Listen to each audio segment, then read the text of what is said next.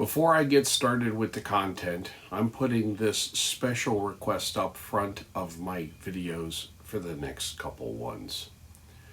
My beautiful blushing bride of 37 years and my best friend is facing a serious illness. Serious but manageable. I was handling it as a loving husband should, up until last week, that is, because the day after I posted video 114, I was fired, which is a story in and of itself, and I will not bore you with it. I am still handling everything as best I can. I was able to use my work truck to get my bride to her appointments, and getting fired means zero transportation for both of us. Not to mention no health care, and my income will be a lot less than my expenses for this foreseeable future. So, with hat in hand and with humble heart, I am asking for help. I have an account at Buy Me a Coffee. The link is below. $3, $5, whatever. For my wife, not for me. Because every dollar counts right now. If you send something, I will add you to my prayer list and thank you in my videos. If you can't spare any cash right now, I understand. Let me know who you are and I will pray for you. If you believe, I ask that you pray for her. You can send emails of support and prayer requests to the email for this channel.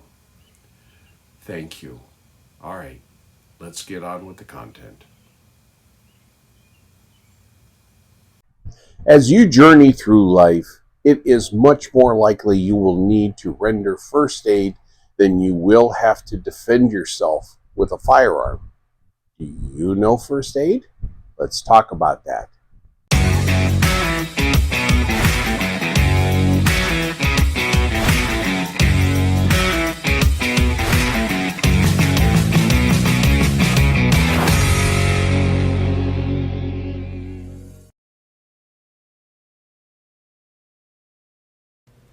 Here's your armed citizen meme of the week. Screen cap it, crop it, and send it to everyone you know. It'd be a lot cooler if you did. Before I get started with the content, I want you to know this is 100% human, 0% AI. I write my own scripts and I record my own videos. And while I got your attention, I'm going to ask what everyone else does. I'm going to ask that you like my video. I'm going to ask that you subscribe to my channel and share it with your friends. And if you're feeling real generous, I have a Buy Me a Coffee link. Toss a few coins my way so I can stay stocked in ammo. Let's get on with the content. If you didn't already know, you are a first responder. You are the cavalry. You are likely going to be the first capable person on the scene of a tragedy. Are you ready for that? And in the case of a mass casualty, someone has to do something while the professionals race to the scene. I have a personal story to share.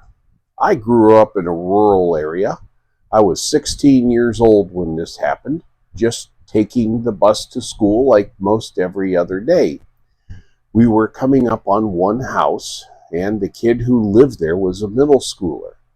When he saw the bus get close, he decided to dash across the street instead of waiting for the bus to stop and the lights to flash to halt the traffic. Well, he didn't look both ways and stepped right into the path of a car. I saw him get hit. I saw him fly. I saw him bounce as he hit the ground and didn't move. I remember the bus driver yelling 1033, 1033, the code for emergency, into her CB radio to the dispatch. And I sat there. I didn't know what to do. The pang of fear and helplessness of that moment still visits me to this day. I remember he broke his pelvis, but I never heard anything about him after that. That moment changed me. I swore that never would happen to me again. I learned first aid. I learned CPR. I learned and I taught. And in the multiple moments of crisis that have happened in front of me in the years since, I have never hesitated. Today, we have three broad categories of field grade medical responders. We have EMRs, or emergency medical responders, EMTs, emergency medical technicians, and paramedics. EMRs have gone through BLS, or basic life support. When I was a young man, we just called it first aid.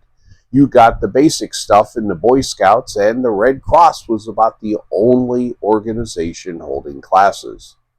On top of that, you also go through CPR and the use of AEDs, or automatic emergency defibrillator. Most of this you can learn online, then go take a practical test from a certified instructor.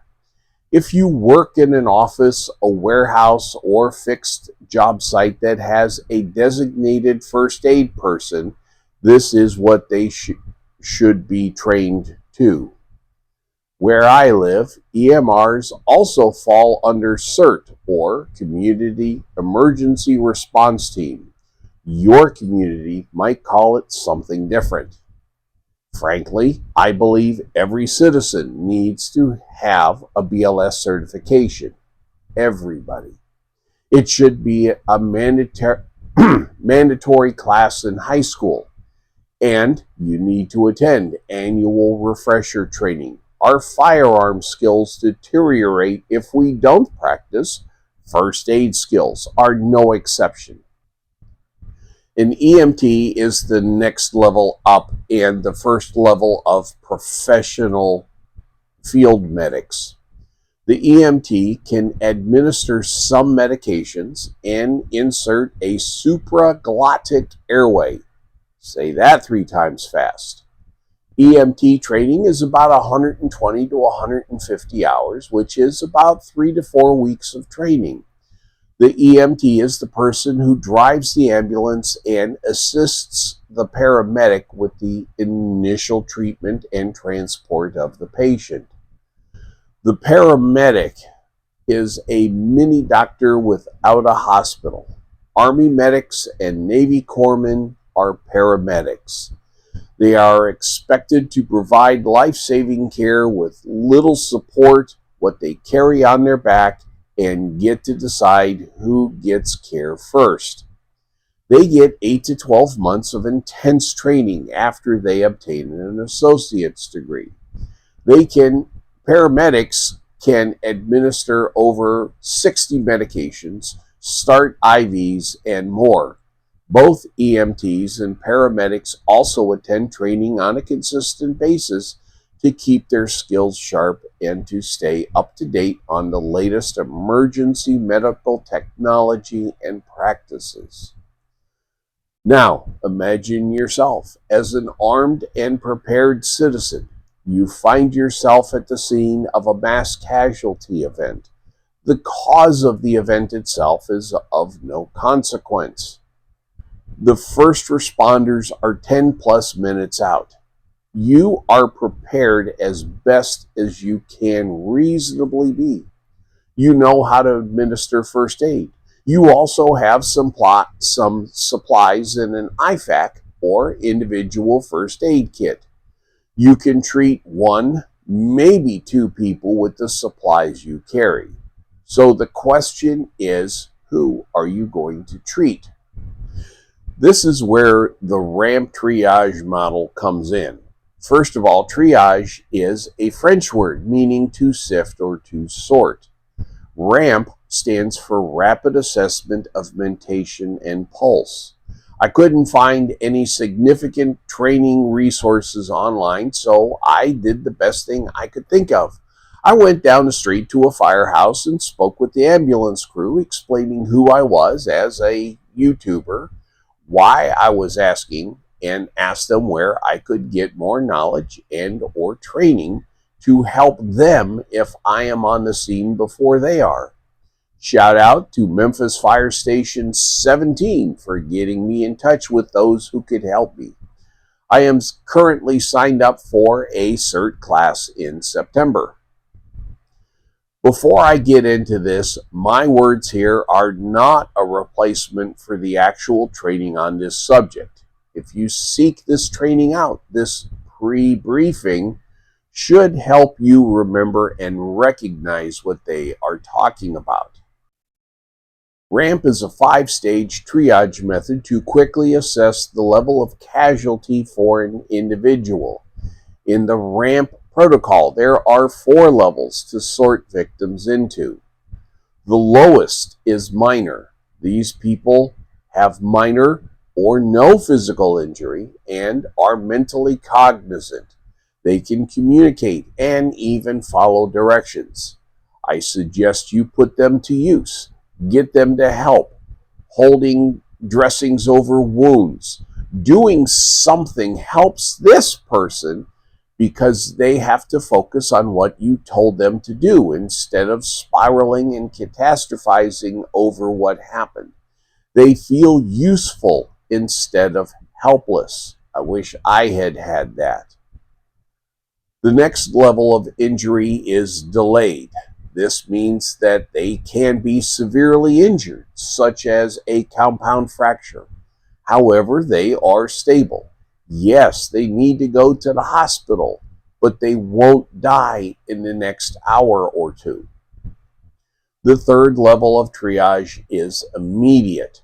These are the people who are severely injured and require the resources of a trauma ER immediately, or they will expire. To be clear, a person who appears uninjured yet is not responsive or cognizant of what's going on falls into this category. They might have had some kind of brain trauma that will end them just as fast as a sucking chest wound if left untreated. The fourth level of triage is expectant. These people are not going to survive, regardless of the amount of care they receive. It is a heart-wrenching event that you are powerless to stop.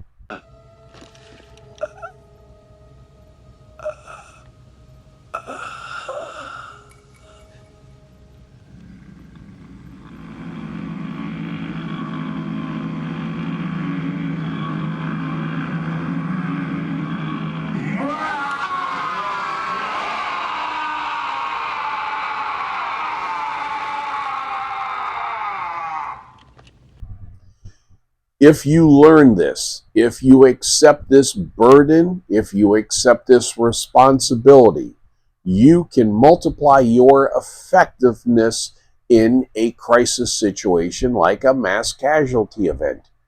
You can determine who needs your limited supplies the most, and you can help the EMTs and paramedics when they arrive so they know who needs help first.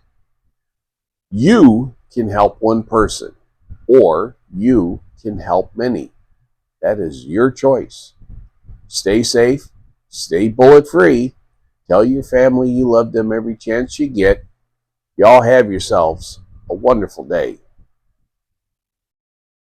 If you made it this far, thank you. If you liked this content, please hit the like button to show your support. Help me get the word out by subscribing to my channel, and don't forget to turn notifications on so you know when I post new content. If you think this content would help your friends, the share button helps you get it out to your social media.